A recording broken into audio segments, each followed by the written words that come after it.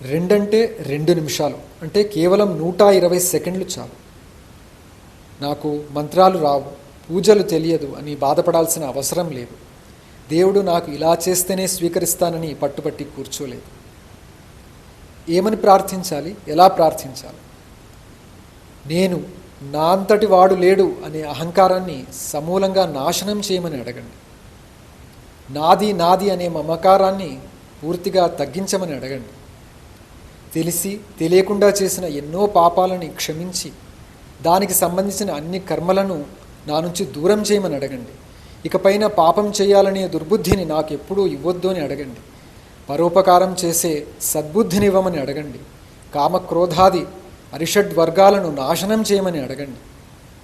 మన ప్రారబ్ధ కర్మవశాత్ మనకు వచ్చే ఎన్నో జన్మల్లో, అది ఏ లోకంలో ఉన్నా, ఏ కాలంలో ఉన్నా, ఏ రూపంలో ఉన్నా, ఏ దేహంలో ఉన్నా, నీ సేవకు నన్ను ఎప్పుడూ దూరం చేయొద్దని అడగండి. ఒక చెట్టుగా పుట్టాల్సి వస్తే ఒక గంధపు చెట్టుగా మార్చి నీకు గంధం సమర్పించే భాగ్యాన్ని నాకు ఇవ్వమని అడగండి. ఒక జంతువుగా పుట్టాల్సి వస్తే నీ దేవాలయంలో ఉండి నీకు వాహనంగా మారి నీ సేవ చేసే అదృష్టాన్ని నాకు కరుణించమని అడగండి. ఒక పశు ప్రాణిలా పుట్టాల్సి వస్తే నీ నైవేద్యానికి నన్ను ఎప్పుడూ దూరం చేయొద్దని అడగండి. సర్వాకాల సర్వావస్థల యందు నీ పాదాల యందే నా మనస్సు ఉండేలాగా అనుగ్రహించమని పదే పదే అడగండి. గట్టిగా అడగండి, మనస్ఫూర్తిగా అడగండి.